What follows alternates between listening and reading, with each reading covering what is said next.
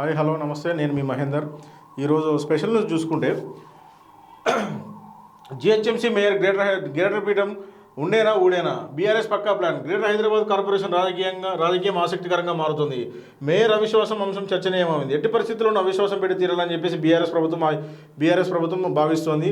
అయితే బీఆర్ఎస్కి ధీటుగా కాంగ్రెస్ ప్రభుత్వం కూడా కొత్త ప్లాన్ యాక్షన్ సిద్ధం చేస్తుంది. సో చూడండి, దీనికి సంబంధించి గ్రేటర్ హైదరాబాద్ కార్పొరేషన్ రాజకీయం చాలా ఆసక్తికరంగా మారింది. మేయర్పై అవిశ్వాసం ఈ విషయం చర్చనీయమైంది. ఎట్టి పరిస్థితుల్లోనూ అవిశ్వాసం పెట్టి తీరాలని చెప్పేసి బీఆర్ఎస్ ప్రభుత్వం ఆశిస్తుంది. అయితే బీఆర్ఎస్కు ధీటుగా కాంగ్రెస్ ప్రభుత్వం కొత్త యాక్షన్ ప్లాన్ సిద్ధం చేసి ప్రస్తుతం మేయర్ పదవీ కాలం ఫిబ్రవరి 11న 4 ఏళ్లకు చేరుకుంటుంది. అవిశ్వాసం పెట్టేందుకు ఈ నెల 11వ తారీఖు తర్వాత అవకాశం దక్కుతుంది. దీంతో బీఆర్ఎస్ పార్టీ ఎట్టి పరిస్థితుల్లో అవిశ్వాసం పెట్టాలని చెప్పేసి భావిస్తుంది. దీనికి ధీటుగా ఎదుర్కోవాలని అధికార కాంగ్రెస్ పార్టీ ప్రయత్నిస్తుంది. ఇప్పటికే మన డిప్యూటీ మేయర్పై అవిశ్వాసము దిశగా బీఆర్ఎస్ పావులు కదుపుతుంది. ఫిబ్రవరి 11తో గ్రేటర్ పాలక మండలికి 4 ఏళ్లు పూర్తి కానుంది. దీంతో 11వ తేదీ తర్వాత ఎప్పుడైనా అవిశ్వాస తీర్మానం ప్రవేశపెట్టేందుకు అవకాశం దక్కుతుంది. బీఆర్ఎస్ ఇప్పటికే GHMC mayor Gadwal Vijayalakshmi, deputy mayor Modi Srilatha, Shobhan రెడ్డిలపై అవిశ్వాసం పెట్టేందుకు కసరత్తు ప్రారంభించింది. దీంతో గ్రేటర్లో పార్టీల బలబలాలు కీలకంగా మారుతున్నాయి. గత పురపాలక ఎన్నికల్లో జిహెచ్ఎంసీ పీఠం దక్కించుకున్న బీఆర్ఎస్ మొన్నటి అసెంబ్లీ ఎన్నికల్లో ఘోరంగా ఓడిపోయింది. దీంతో మేయర్, డిప్యూటీ మేయర్ పలువురు కార్పొరేటర్లకు కారు దిగి కాంగ్రెస్ కండువా కప్పుకున్నారు. దీంతో వారిపై ఎట్టి పరిస్థితులను అవిశ్వాసం పెట్టాలని చెప్పేసి బీఆర్ఎస్ ప్రభుత్వం ప్రయత్నిస్తోంది. నెక్స్ట్ వచ్చి దీనికోసం మాజీ మంత్రి BRS working president KTR BRS కార్పొరేటర్లు సోమవారం సమావేశం కానున్నారు. సమావేశానికి హాజరయ్యే కార్పొరేటర్ల సంఖ్యను బట్టి అవిశ్వాసం పెట్టాలా వద్దా అనేది నిర్ణయం తీసుకున్నారు. సో దీనికి సంబంధించి ఒక వార్త చూసుకుందామండి. వాస్తవానికి ఏంటంటే,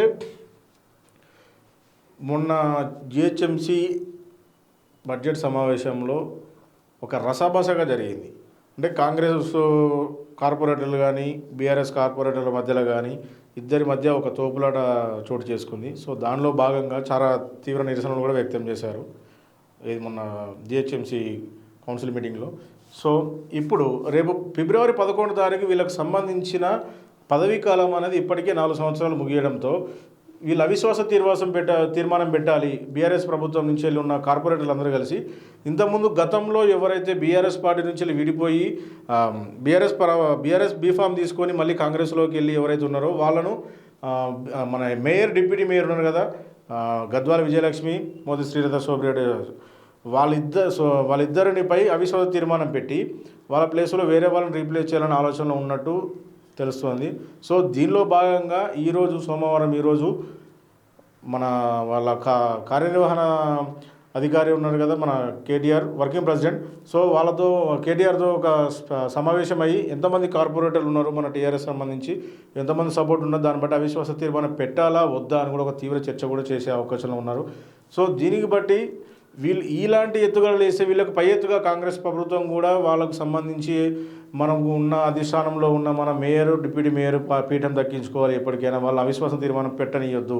పెడితే జరగబోయే పరిణామాల గురించి మనకు ఎంతమంది ఉన్నారు, మనకు సంబంధించిన సంఖ్యాబలం ఎంతమంది ఉన్నదని చెప్పేసి ఎవరెవరైతే మనకు సపోర్టింగ్గా ఉన్నారన్న ఉద్దేశంతో వాళ్ళు కూడా కాంగ్రెస్ ప్రభుత్వం కూడా అవిశ్వాస తీర్మానం పెట్టకుండా చూసే ఆలోచనలో, అవిశ్వాస తీర్మానం పెట్టే ఆలోచనలో కూడా వాళ్ళకు రావద్దని చెప్పేసి కూడా కాంగ్రెస్ ప్రభుత్వం కూడా ఒక ఎత్తుగడ వేయడం జరిగింది.